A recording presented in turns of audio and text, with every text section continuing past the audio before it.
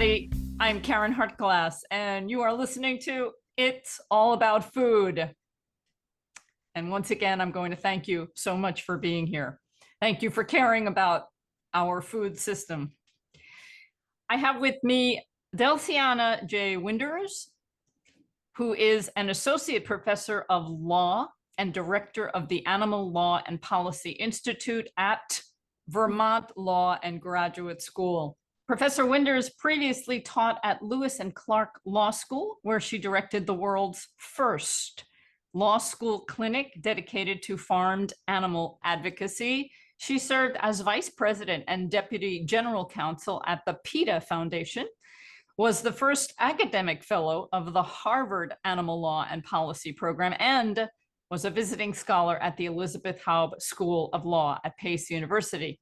Her primary interests are in animal law and administrative law. She has also taught animal law at Tulane University School of Law and Loyola University, New Orleans College of Law. Delcianna. You go by Delcy or Delcianna? Just Delcy. It's much easier for everybody. Okay, well, Delcianna. It's so Yeah, melodic. no, and you're musical. welcome to use it. It's usually just when I'm in trouble, but Delcianna. Okay. exactly. Delcy, I'm bowing to you. Thank you so much for joining me and for all the wonderful work that you have been doing. I'm really looking forward to hearing about some of it. Thank you. Thank you so much for having me. I'm really excited to chat with you. So, Delcy, where to get started? Animal law is a fascinating subject, and it's somewhat in its infancy, is it not? Yes, yeah, it's definitely a newer field of law, and it's very rapidly expanding. So when I went to law school with the sole aim to practice animal law, I was told by a lot of people, including well-intentioned mentors, that this was not a field, this wasn't an area I would be able to work in. But there were people, there were pioneers who came before me, who really helped me see that this was possible. And I very much had to pave my own way. And part of what I'm trying to do now is make it much easier for students who want to pursue this path. Sure. And just curious, where are you coming from? I mean, I've read from your bio, you worked at the PETA Foundation, so I can kind of assume some things, but I never want to. So who are you? What's your mission? Yeah, I mean, my mission is animal protection. I came to animal advocacy and veganism when I was about 14. I had a couple pigs who I had raised from babies, bottle fed, and they were unexpectedly slaughtered. And that was just a big wake up call for me. I think it would have happened eventually, but that expedited it. And I started reading about factory farming, animal rights, and the rest is history, basically. Okay, well, I'm sorry for your loss. Thank you. I'm sure there's a whole story behind that one. Well, I am a vegan for 36 years, 37 years now. TikTok. 4 years on me. And yeah, no competition here. I'm glad for anybody who joins the party whenever they do. Absolutely. And it is a party. It's something that I'm very grateful for, and there's no reason not to do this. No, no, it helps literally everybody except the multinational, multi-billion-dollar corporations. Yeah.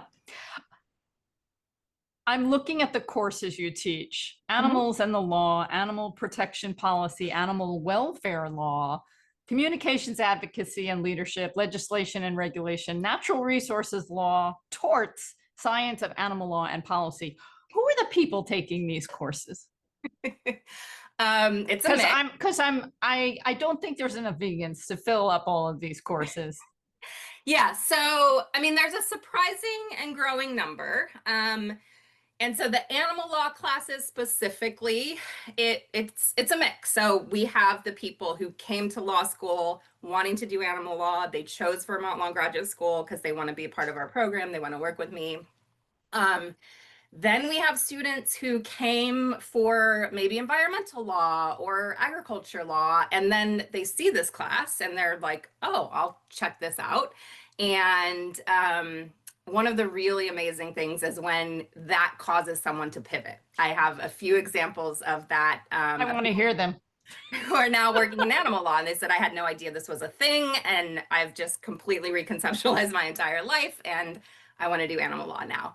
Wow. And then there are people who are just curious. And I think it's important for them to be exposed to these issues. All lawyers are going to be in positions of power and in sooner or later a situation where they're going to be able to have an impact on an animal. So I'd like to have them trained to make the best decision possible. But it is interesting. We have a little vegan library outside of my office door, and that came about because a couple years ago, at the end of one of my animal law classes, we went around and just sort of reflected on what we had learned. And I had an entire row of students who said, I've completely changed what I eat, but I don't know what to eat. One of them said, I'm hungry all the time. And so we wanted to make this resource available to them. Beautiful. I love that. Right behind me are hundreds of vegan cookbooks. I don't know what to do with them. At some point, I want to give them all away. So if your little library could use some, let me know. Absolutely. Yes, we would love a donation. Okay. And speaking of donations, before we dig more into you and your work, I understand that Vermont Law and Graduate School received an anonymous donation of $10 million, the largest in the school's history.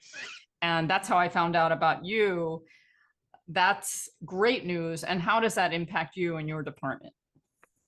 In a lot of ways, it's just an incredible gift. And so even before we get to the monetary part of it, it's just an incredible recognition of the value of the work that we're doing, which is really reassuring. It's been 4 years since I came here to launch this program, and we've done a lot in a very short period of time, and to have that recognized is huge. But then, more importantly, it's going to fund our work. So part of that money goes to our farmed animal advocacy clinic, which lets us continue training students through hands-on work, where they're providing hundreds of hours of pro bono service to animal protection organizations, individuals. A lot of the money is for scholarships as well. And so that will allow us to attract the strongest candidates who are going to be animal law leaders, and also to bring on board people who maybe wouldn't be able to do these programs. So we have 3 different degree programs, and we'll also be launching a micro-credential soon. And so we'll have scholarships available for all of those. That's such good news, especially now. Yes. Yeah. And we'll get into the now in a little bit. I don't want to get there so much quite now. I don't want to get there quite yet. I want to talk more about these programs. So how much of your programs, how do I put this, come from your subjective point of view versus the objectiveness of teaching what the law is all about, and animal protection and animal welfare? Yeah, I mean, I would say the law is not objective. The law is very subjective, and that's partly why I chose it as my path to pursue animal advocacy. I mean, part of it, of course, is I like arguing and researching and writing, but the other part of it is I saw that the law was being used to exclude farmed animals from protections that we give to all other animals, and B, perhaps even worse, to proactively facilitate their exploitation through billions and billions of dollars of subsidies, including indirect subsidies. So I would challenge the notion that the law is objective. And I think the law is a tool, and it's a tool for social change. And Vermont Law and Graduate School is very much a mission-driven institution. People are working on different things. It might be food and agriculture, it might be animal law, it might be restorative justice, energy transition. But it's all very mission driven, and it's all recognizing that we can help create the world that we want to live in through the law. And so I'm very upfront with my students where I come from, that I can't hide my positions, and I don't really want to. But I also welcome other positions, because I think we have more robust conversations that way, and we all learn more that way. Okay. Animal welfare animal welfare law is very interesting. I'm also going to be talking with Gail Eisenitz very soon. She just came out with a new book called Out of Sight, which is her my goodness. memoir. Have you read Make it? a note. No, I didn't know she came out with that. Her Slaughterhouse book, of course, was Groundbreaking. yeah, and foundational for me. Yeah, which Yeah, came out 1997, I think, late sounds 90s. about right. Yeah. Yeah. So this is a very powerful book. And I think people that are interested in the law might be interested in reading it because she parallels her work in investigating slaughterhouses and factory farms, along with her own health crisis, which made it extremely difficult. And I have no idea how she accomplished all the amazing work that she had done during all of her own personal challenges. But what I wanted to bring up was they came out with lots of evidence, lots of proof of things that were against the law. There were actually laws that could protect animals to a certain degree, and they were being broken. And when the evidence was brought to the attorney generals of the states, wherever they might have been, they basically were delayed, put aside, and ultimately ignored. So when you're teaching law, how do you incorporate that? Because the laws are here to protect us, but what if there isn't anything to support them? Yeah, it's a great question. And actually, I have a book chapter coming out just imminently. I'm actually going to post it later today, so I can send you a link to that if you want to share it. About the state of farmed animal law, because it's true, when animals are at slaughter or in transportation, there are laws that are supposed to protect them. There's still the fact that most of their lives when they're on farm, there is no legal protection. That's a big problem.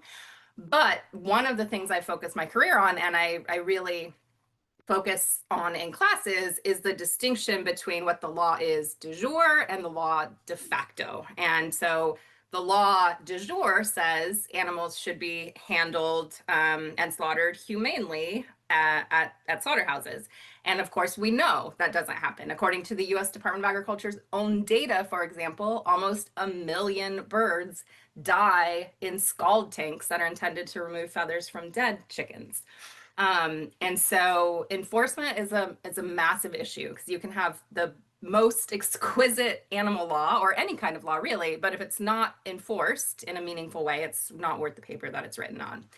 And a big problem in this area has been the US Department of Agriculture. So the USDA has been tasked with enforcing most of our federal animal protection laws. So the Humane Methods of Slaughter Act, the 28-hour law, which is a transport law, the Poultry Products Inspection Act, which provides some minimal protections for birds at slaughter, the Animal Welfare Act, which excludes farmed animals, but is supposed to protect millions of other animals.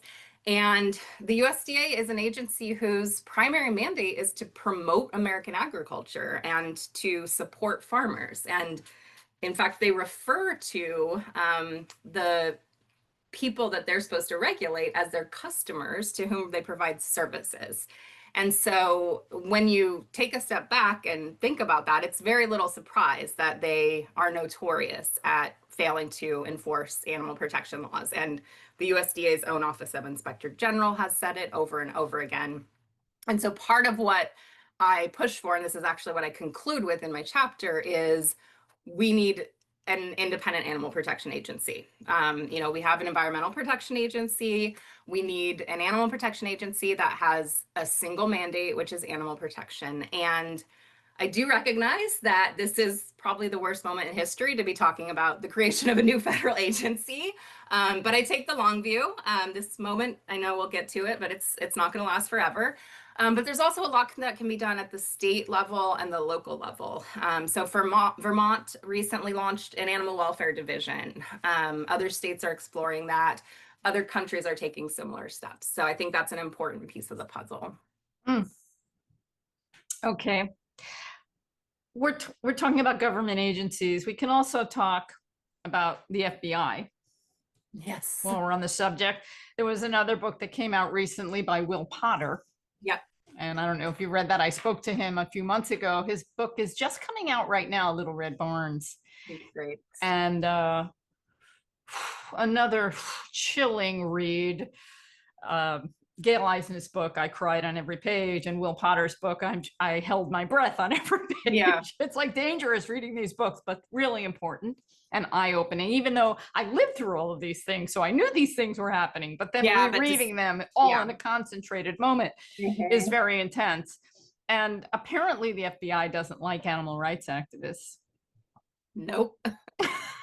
Yeah, and that our farmed animal advocacy clinic actually litigated a lawsuit against the FBI to get records of its presentations at meat industry conferences, where they promoted the idea of using laws intended to address weapons of mass destruction against animal advocates, for example. It's really crazy. It's mind-blowing. Yeah. And so that's why the work that you're doing is so important, and it's courageous, and we need so much more of it. And so That's why great. I'm training more advocates. Well, and I think we learned this from the Biden administration, maybe. I don't know if the Democratic Party has quite learned this yet, but I'm seeing more of it. But we need to be marketing better. Unfortunately, I don't like marketing, but unfortunately, in order to get to the masses, we need to be publicizing ourselves. And the people that are promoting things that I personally don't believe in have great marketing skills and great money behind them. Yeah. And it's really hard to compete. And so when I mentioned the Biden administration, there were lots of wonderful policies that came out that are now being shut down or reversed, whatever, that helped everyone. Yeah. And there was no real marketing about how great all of that stuff was. And I don't know who's realizing it now, and hopefully they'll realize it at some point. But yeah. The question I have is, when it comes to animal rights, which is something that has motivated me profoundly for a very long time. I hate to give this analogy because it's often given, but when we're in a plane and there's a disaster, we have to put on our own oxygen mask before we help our children. And we're in a moment right now where we have to be fighting for our own rights. Yeah.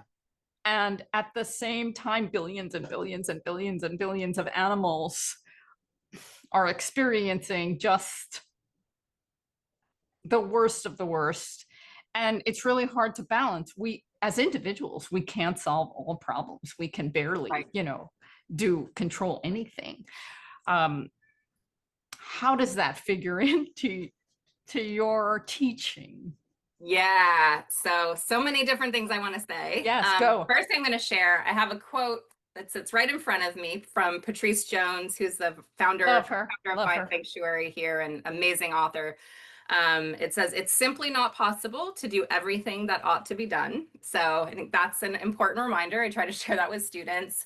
But I also we spend time talking about vicarious trauma, because that's a really important thing to acknowledge, that it's well documented that even viewing suffering of other beings through images or even just reading about it can act as trauma, direct trauma to you. And so that's something that's important to be aware of and to address, because I want to train people who can do this work for the long haul, who aren't going to burn out in a few years because they've just been emotionally overwhelmed.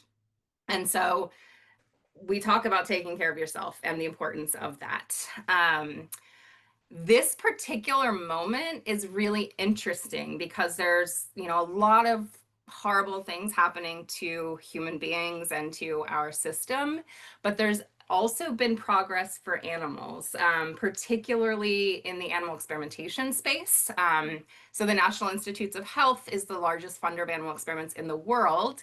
And they recently launched a comprehensive program to move away from animal experiments. And it includes not just defunding, which is, part of it, but also actually commits funding to expanding the development of alternatives to animal tests. And The Food and Drug Administration, the Environmental Protection Agency, which also conducts animal experiments, they've made similar moves.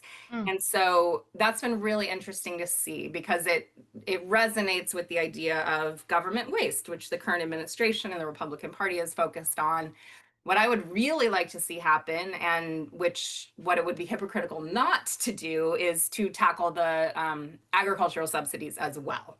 Those are, we're spending even more billions of dollars on those than on animal experiments, and it's creating an incredibly unbalanced, unhealthy, harmful to humans, animals, and the environment food system. We're seeing viruses go through Yep. the animal agriculture system. Certainly bird flu is hot. Yep. And we currently have this horrific way of dealing with infected birds and then infected other animals. Not all of that is legal, is it? Well, it may well be, because it's an area of the law where there is very little regulation. And so it's certainly not humane. And so, just in case your listeners aren't aware, what we do when a single bird on a factory farm tests positive for bird flu, we kill every single bird in that facility. And that can be tens of thousands, hundreds of thousands of birds all killed at once because one tested positive.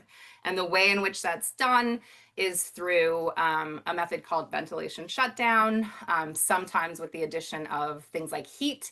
And so the animals suffocate. And the evidence is very clear that it's a long and terrible death. And this is a direct result of our factory farming system. We couldn't have designed a better system to have zoonotic diseases constantly evolving, and the scale that we have. If we had a smaller scale systems, we wouldn't be killing hundreds of thousands of birds at once.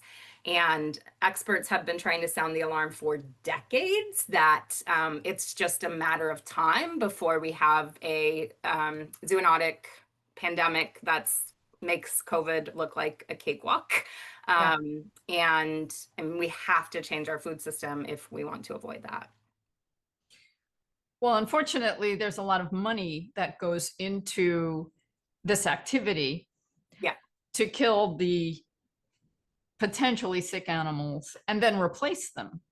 It's all taxpayer money. We pay for that. Yeah, we pay for that. The USDA comes in and says, we'll kill all the animals for you, and then we'll reimburse you for them. So there's no incentive for the people raising these animals to do anything better. Exactly. It's exactly right. The government is complicit in perpetuating this system that is harmful to Americans. Yeah, I talk a lot with a friend and colleague, Robert Grillo of Free From Harm, and he's been very courageous with his group, going to a variety of different events where a lot of these agricultural people are, and the people that are the activists that are there question these people, and if they're representatives, they usually run away and ignore or deny. Yeah, I mean, these things are very hard to defend. They're indefensible. Is there a definition of humane in the law? No, the short answer is no. I mean, definitions, you have to look at what specific law you're talking about, what jurisdiction you're in, but almost never is there a definition of humane, and often it doesn't even appear in our laws. So our state cruelty laws, for example, really just refer to things like unnecessary suffering or unjustifiable. And, that raises all kinds of naughty questions. What's justifiable? What's necessary? But New Jersey was an outlier, and they passed a law that did refer to humane and did include a definition of it. And then they proceeded to say that common farming practices like mutilations without anesthesia are humane. That was successfully challenged in litigation, but that's just an example of how this plays out. It's very Orwellian. Yeah, I remember, I'm going to mention Gail Eisner's book again because she talks about some of these cases that went to court, and they would just ask point blank the experts or the witnesses that were there, do you consider this particular procedure, I don't know what the word was, oh, did the animals suffer? And they continue to say no, they didn't suffer. Okay, you hear them Yeah. squealing and moving and writhing, and they weren't, they're not Yeah. suffering. Yeah. Yeah. Thankfully, we have abundant science that refutes that now. Yes, thankfully. So is there any kind of underlying mission for your particular group where you'd like to see the law move forward? Yeah, so our program is very student centered. And so, first and foremost, we're training tomorrow's animal advocacy leaders. And so, that in part means supporting students on whatever their animal protection mission is and giving them the tools to pursue that path. We also work to center animals in the fight for environmental justice so that they're not lost in the mix. Which is, a risk, particularly when you are thinking about false solutions, technological so-called fixes like factory farm gas or aquaculture. Um, but really, we would like to see the status of animals shift in a way that they have meaningful legal protections in whatever form that might take. I'm a pragmatist, and so I recognize that we're not going to see codified legal rights for all animals. Probably not in my lifetime. But if there are things we can do to reduce their suffering, to reduce the number who are factory farmed and killed, for example, or subjected to cruel experiments, then that is something that is important to us and to chip away at. I'm sure you're familiar with Stephen M. Wise, who founded the Non-Human Rights Project, and unfortunately he passed about a year ago.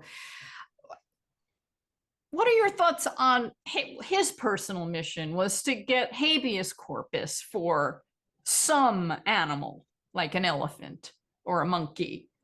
Yeah, no, and Steve taught one of the world's first animal law classes at Vermont Law Graduate Oh, School. wow. I think starting in 1990 and for many years thereafter. I completely support his work and the work of the Non-Human Rights Project. I think it's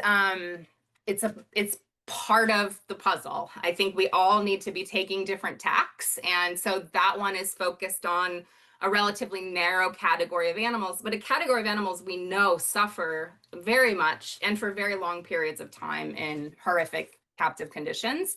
But I think we also need people working on other approaches, and we just need to see what works because we are all up against these multi-billion-dollar multinational corporations that have tremendous power. I mentioned habeas corpus, which is what he promoted Yes. for animals, under for assault non-human now. animals. Yeah. Yes. Can you explain what that is and perhaps how it's impacting people right now? Yeah, so habeas corpus is a very ancient legal mechanism for someone to challenge unlawful detention. So if someone is being held contrary to law, it gives them a procedural pathway to court, to get into court and to challenge that detention. And so for, let's say, non-citizens who have been rounded up on the street and put into detention centers or sent abroad, it's a mechanism for them to challenge those things. And it is also, as Stephen Wise urged us to recognize, a potential way for animals to challenge their detention, particularly animals like chimpanzees and elephants, who we know suffer tremendously in captive conditions. But our current administration says it's too time consuming and expensive to give everyone their say. I don't even know what to say to that. It's just such a foundational procedure. It goes back past the beginning of our country, and to not recognize habeas is contrary to everything that we stand for. Yes, and so that makes me go back to animals and realize how important your work is and the work of other people that are in animal law, because animals are perceived to be voiceless. Right. Perceived. That's important. Yes. I know they're communicating in We ways just don't that we don't listen. understand, Yeah. and maybe AI can help us with that. Yeah. Yeah, there's some interesting stuff happening. So, Right? I mean, yeah. if only. I'm Yeah. hopeful. Yeah. So the thing is, what we do to animals, we do to ourselves. And Mm. there's plenty of science behind that. Hmm. So we treat farm animals horrifically, and we treat people horrifically. Absolutely. The ones that we decide aren't us or like us Yeah. or look like us. Yeah. And those tend to be the same people who we put into the factory farming system. So slaughterhouse workers, for example, are probably some of the most exploited people on the planet, and they suffer tremendously. And they do this work that none of us want to do. Do you have any thoughts on the couple laws that came out in was the early 2000s, I think, the animal enterprise terrorism Ada. laws that kind of uh, want to accuse animal activists and call them terrorists? Yeah, I do. I have, personal experience with that. I litigated a Freedom of Information Act case against Huntington Life Sciences, which now is in Vigo, was prosecuted by the Department of Justice for the worst Animal Welfare Act violations in history. But so what our client was looking for in defense of animals in that case was records from the U.S. Department of Agriculture's investigation into Huntington Life Sciences of their Animal Welfare Act violations, cruelty to animals. And there's what's called a reverse FOIA suit, where if a company doesn't want the government to release records about it, they can get involved in the lawsuit. And so really, the USDA stepped aside. We were litigating against Huntington Life Sciences. And their entire argument was that animal rights terrorists would commit violence against our company should this information come to light. And I mean, they tried to put forward an so-called expert witness who his work was prosecuting Stop Huntington Animal Cruelty, or SHAC, and infiltrating animal rights conferences. And we were able to get him excluded as an expert because he wasn't an expert. And these arguments had nothing to do with the Freedom of Information Act, and ultimately we were successful. But that terrorism rhetoric was used to delay the release of these records for many years. And it's something that came up in other cases that I had to litigate during that time period, where we had to decide, do we want to have a jury trial or not? Because they're going to deploy this rhetoric about terrorism to a jury. I think we've somewhat come beyond that. It's, there's still efforts to deploy that rhetoric. The FBI's continued involvement in trying to protect industrial animal agriculture is still very much a problem. But I think the public sentiment has shifted somewhat, and we know that the public does not support what's being done to animals in the name of producing food. So is there any way to get these off the books? Is there any way to accomplish anything on the federal level legislatively At this point, right? Okay, well, I'll cut that Yeah, I question. mean, long term, yes, it's possible. It's an uphill battle. Once a law is in place, everything favors that law staying in place, and it takes a tremendous amount of work to reverse it. I will say the good thing is it didn't have as much of a deterrent effect as we thought. We were really concerned that we were going to see a lot of prosecutions and we were going to see a lot of speech chilled because people were afraid to speak out. And it certainly did have that effect to an extent, but people are still speaking out and putting themselves on the line. That's good to hear, and I'm grateful for all the courageous people out there. Me too. However, we do see that this administration digs up some very ancient laws to support some very crazy notions, very cruel Yes, yes, indeed. notions that impact people in a tremendous way. Yeah, So yeah, there's that.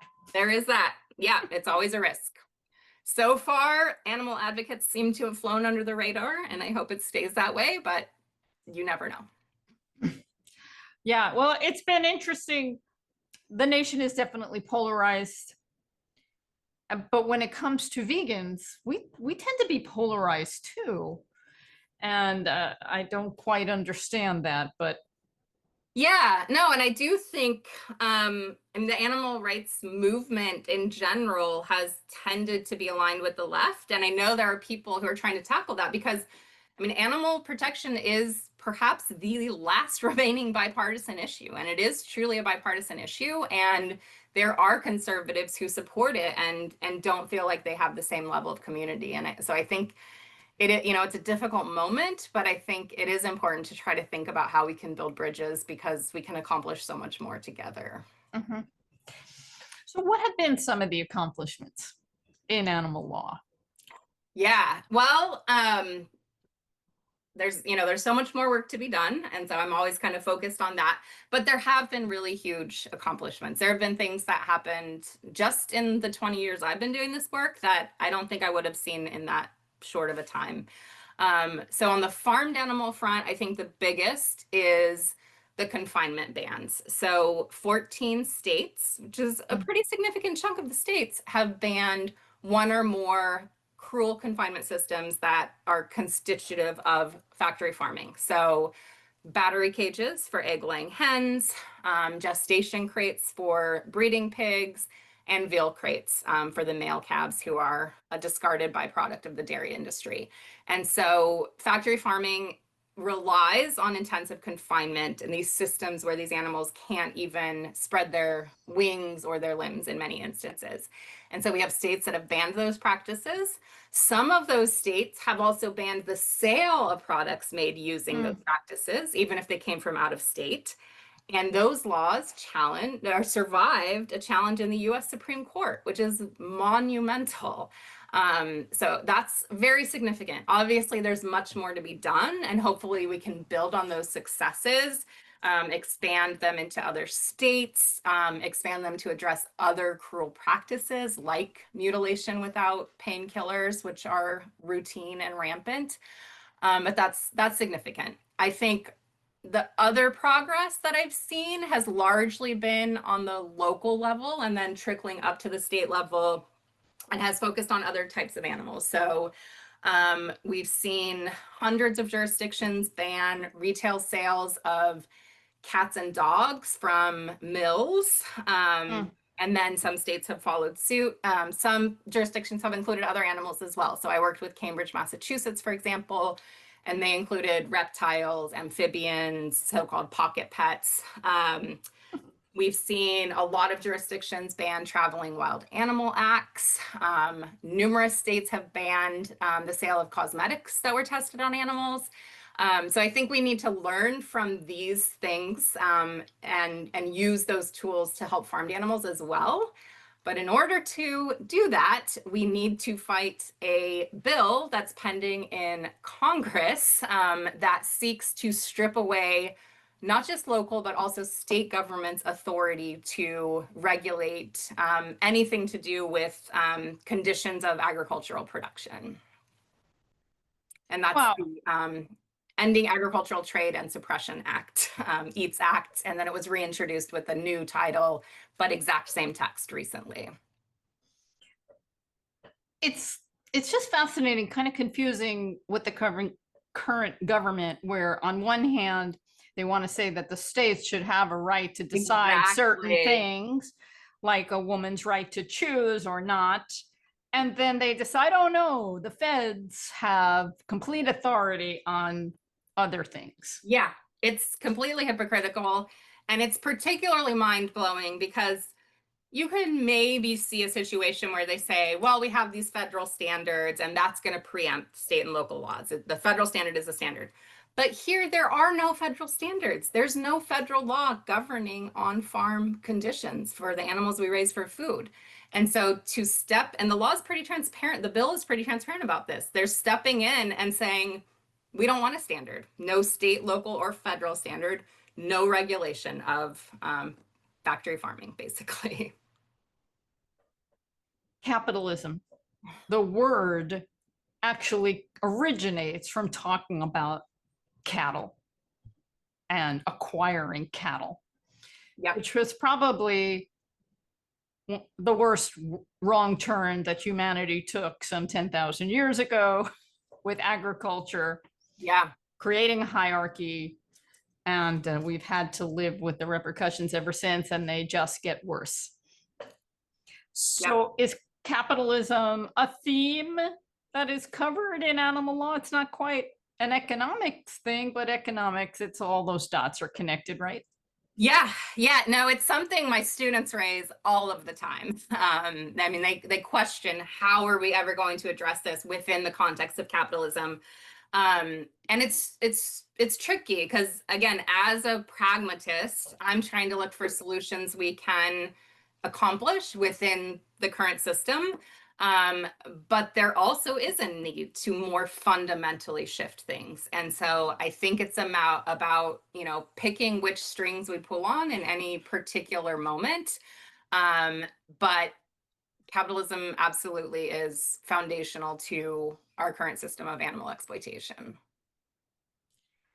I would like to think that we could improve on capitalism because a lot of people seem to like it and seem to think Mhm. it's part of the individualism in our culture. Yeah.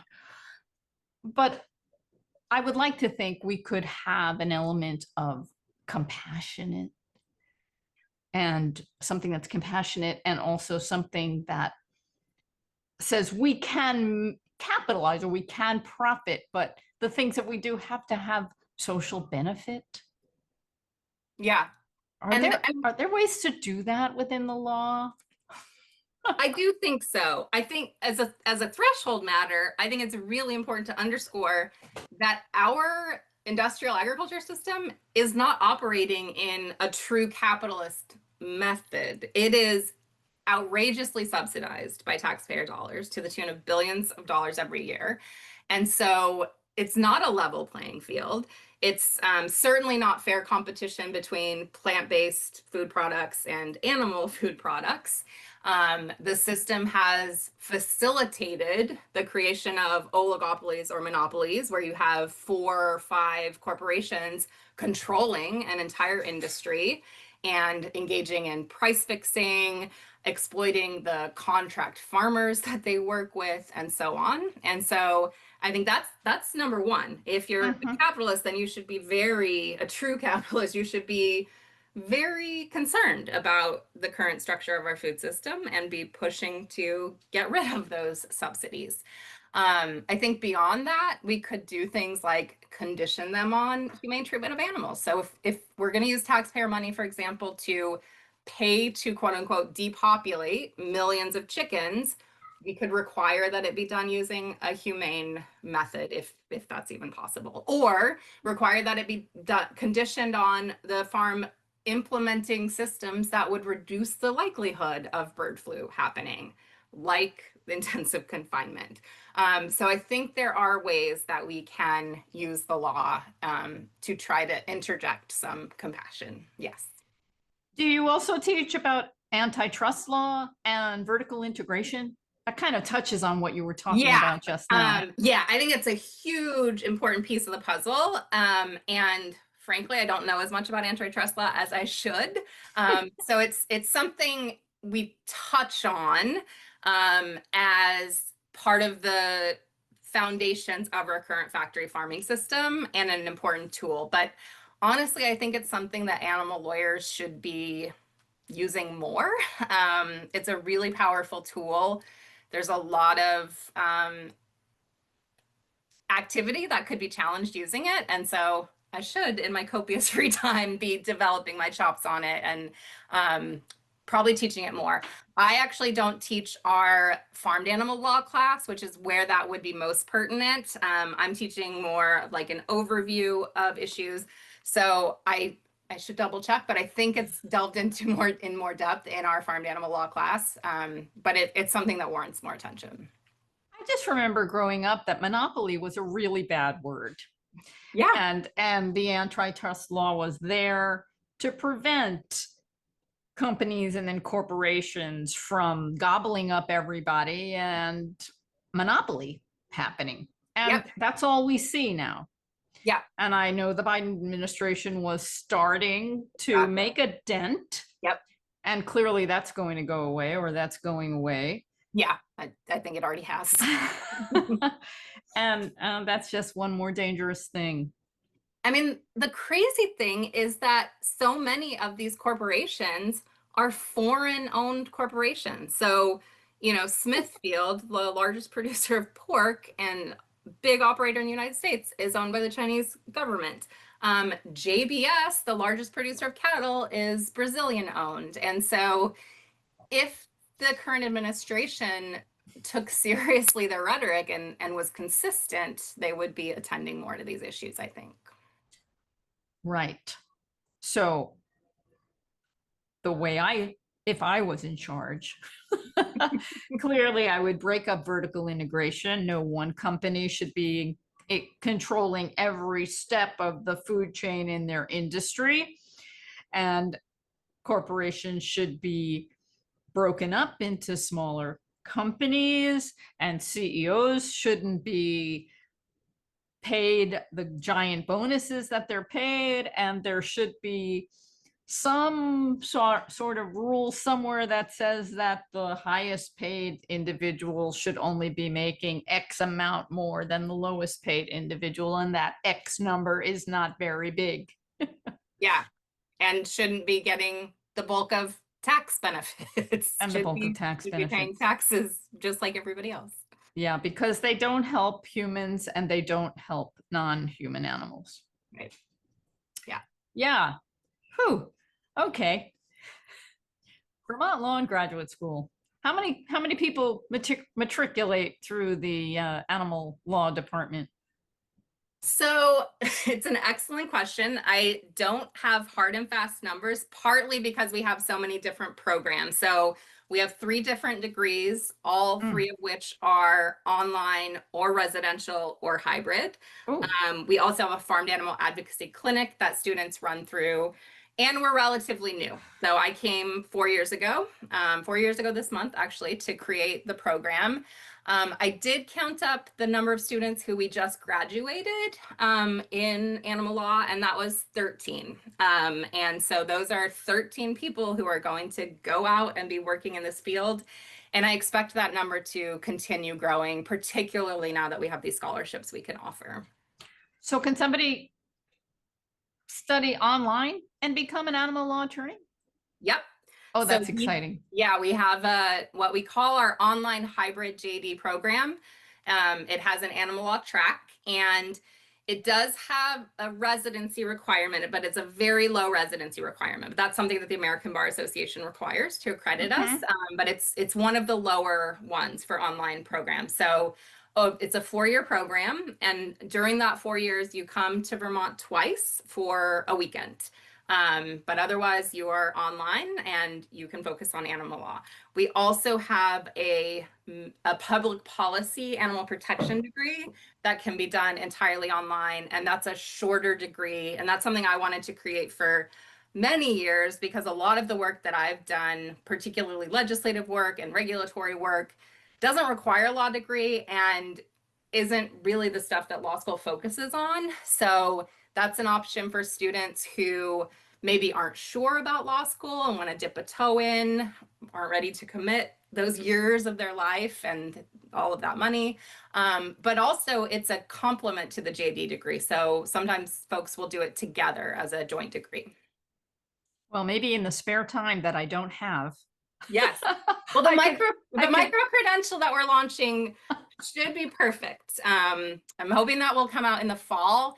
And that's a self-paced online program, a much lighter lift, but will give exposure to all of these issues and the tactics to challenge them. So what could somebody do with something like that once they've taken an online course like So that. much. Like the sky is the limit, honestly. I mean, I think one thing that all of us can do, no matter how skilled we are, is to approach our local lawmakers. I think a lot of the progress that has been made for animals over the last decade or so has been through local laws. And those local laws eventually can trickle up to federal, or sorry, state laws, and then someday it will be federal. That's a much longer road. But there's so much that can be done on the local level, and that can be with an array of animal issues directly. You could also work on plant-based procurement programs. I mean, our governments, including local governments, are huge purchasers of food. And so if we can persuade them to, focus their purchases on, doesn't even have to be entirely plant-based, but plant-forward systems, where much fewer animals are going to be exploited. Okay, I live in New York City. I'm thinking of local issues. We have slaughterhouses in New York City. Some people don't know about them, and they're horrific. They're filthy, and some people, I guess, like them because they like to get their meat freshly slaughtered. And I know that they do things that are illegal. So a course like this, a program like this might help in working against what's happening here in my own community. Absolutely, absolutely. And I mean, New York City is actually a great example. New York City banned foie gras, which was huge. That's now being litigated in the courts, so you need lawyers for that. But that's a huge example. But yes, absolutely. With this training, you can work to challenge when laws are not being enforced.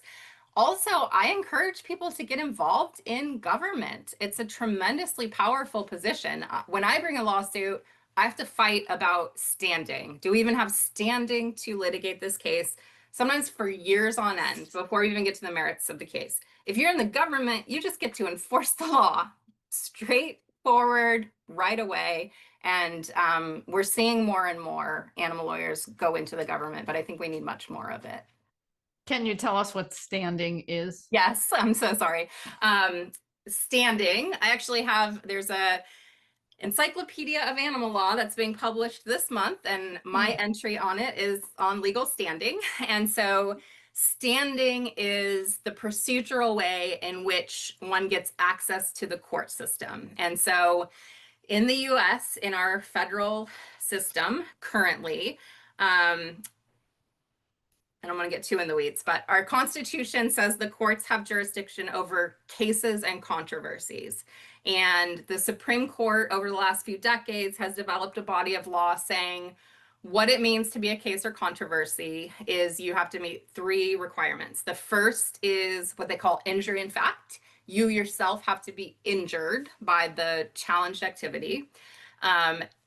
That injury has to be causation is the second one, caused by the challenge activity. And the third is redressability. The court has to be in a position to be able to redress your injury. And it has been a huge issue in animal law.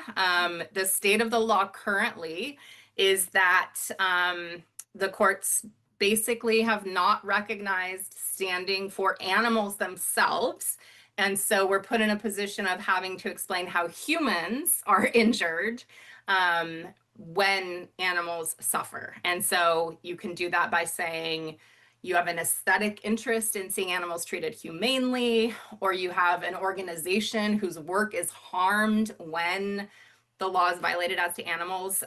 The courts are getting more and more conservative on standing. And so access to courts is getting increasingly challenging, and it was never easy. Well, I still think that's a great approach because we know how many humans are harmed in animal industries, emotionally, physically, economically. Yeah. The challenge is so much of that is behind closed doors. And so if we aren't seeing it, we can't suffer an aesthetic injury. So that's a problem for farmed animals and for animals used for experimentation. And, that's the biggest number of animals, particularly farmed animals. So it becomes difficult. I mean, you do have workers who come forward sometimes, but they're such vulnerable individuals most of the time that there are a lot of disincentives for that. So we all need to be more educated. We all need to be more involved. I know Harvard offers a free course on the US Constitution, and we should all be taking that, knowing our rights as they get whittled away. Yes. Yes. So just in the few minutes we have left, just can you maybe wrap up how you think we might be conducting ourselves through this very difficult time with the laws against us as Americans, human beings, and also with animals? Yeah, that's that's a tall order. Thanks for that. No, I think it's an apt note to end on.